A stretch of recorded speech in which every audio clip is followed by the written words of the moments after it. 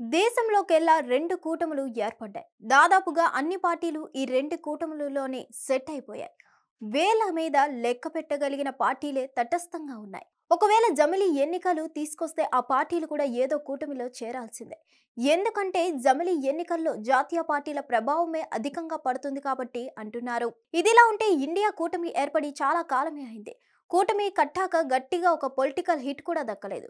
కూటమిగా వెళ్లిన ఫలితాలు పెద్దగా రావడం లేదు. 2024 ఎన్నికల్లో కూడా కొంత మెరుగ్గా ఉన్న ఆశించిన ఫలితాలైతే రాలేదు. కేంద్రంలో అధికారం అందని ద్రాక్ష అయింది.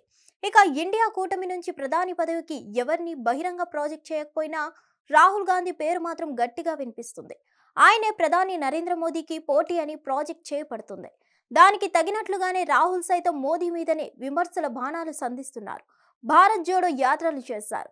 తన పార్టీని సంస్థాగతంగా మార్పులు చేసుకొని బడుగు బలహీన వర్గాలకు చెందిన మల్లికార్జున్ ఖర్గే అధ్యక్షుడిగా చేశారు. మిత్రులతో బాగానే స్నేహం చేస్తున్నారు, పొత్తులు కలుపుతున్నారు. ఇంత చేసినా కూడా ఇండియా కూటమి మాత్రం జనంలో పెద్దగా ఫోకస్ కావడం లేదు. దేశంలో ఇటీవల జరిగిన అనేక రాష్ట్రాల్లో కాంగ్రెస్ ఓటమి పాలవుతుంది. ఇక గెలిచిన చోట కూడా కాంగ్రెస్ పాత్ర పెద్దగా కనిపించట్లేదు. దాంతో పాటు గత 3 ఎన్నికల నుంచి మోడీ వర్సెస్ రాహుల్ అని అంటున్నారు. అయితే జనాలు మోడీనే గెలిపిస్తున్నారు. రాష్ట్రాల్లో అదే సీన్ రిపీట్ అవుతుంది. దాంతో మోదీకి సరిజోడు రాహుల్ గాంధీ కారు అన్న భావన మీద కూడా చర్చ సాగుతుంది. సరిగ్గా ఇదే సమయంలో పశ్చిమ బెంగాల్ సీఎం అయిన మమతా బెనర్జీ కాంగ్రెస్ పార్టీ అధినాయకుల తీరు మీద అసంతృప్తి వ్యక్తం చేస్తున్నారు. ఇటీవల దేశంలో 48 చోట్ల ఉప ఎన్నికలు జరిగితే కాంగ్రెస్ బీజేపీ చేతిలో చాలా పోగొట్టుకుంది. కానీ బెంగాల్లో మాత్రం 6ంటికి 6 సీట్లు గెలిచి మమతా బెనర్జీ బీజేపీకి కంగు తినిపించారు.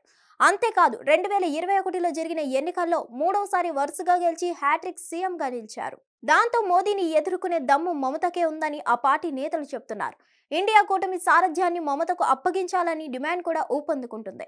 మమతా బెనర్జీ మోదీకి అపోజిషన్ గా ఉంటూ కూటమిని నడిపిస్తే రానున్న ఎన్నికల్లో ఆ ప్రజల ఆలోచనలు కూడా మారుతాయని, అది ఇండియా కూటమికి వరంగా కూడా మారుతుందని అంటున్నారు. ఇండియా కూటమిలో మమతకు తగిన ప్రాధాన్యత ఇవ్వాలని, ఆమెను కన్వీనర్ గా చేయాలని తృణమూల్ కాంగ్రెస్ నేతల నుంచి డిమాండ్ గా వస్తుంది. ఇదే తీరిన ఇండియా కూటమి ఉంటే కనుక ఎప్పటికీ ఎన్డీఏ చేతిలో పరాజయాలే అన్నమాట కూడా వినిపిస్తున్నాయి. 2027లో జమిలీ ఎన్నికలు జరుగుతాయని వార్తలు వస్తున్న నేపథ్యంలో తెలివైన నాయకత్వం ఇండియా కూటమికి అవసరమని అంటున్నారు. మరి మమతా చేతికి ఇండియా కూటమి స్టీరింగ్ అప్పజెబుతారా అన్నది చూడాల్సి ఉంది. ఎప్పటికైనా కాంగ్రెస్ నుంచి కొత్త ప్రధాని రావాలని, వస్తారని ఆ పార్టీ నేతలు భావిస్తున్నారు. కాంగ్రెస్ జాతీయ పార్టీ అని కూడా అంటున్నారు. అయితే కాంగ్రెస్ కూడా ఇతర ప్రాంతీయ పార్టీల మాదిరిగానే అతిపెద్ద పార్టీగానే ఉందన్నది ఇండియా కూటమిలోని కొన్ని పార్టీల భావన. మరి ఇదే తీరిన నాయకత్వం కోసం పోరు సాగితే అది చివరికి ఇండియా కూటమినే ఏ వైపునకు లాగేస్తుందో చూడాల్సి ఉందని అంటున్నారు. హిట్ టీవీ యాప్ ని డౌన్లోడ్ చేసుకోండి. ఇందులో short news, live news, entertainment movies అన్ని అవైలబుల్ గా ఉన్నాయి. Please download Hit TV app. Hit TV app hit TV app ని ఫ్రీగా డౌన్లోడ్ చేసుకోండి.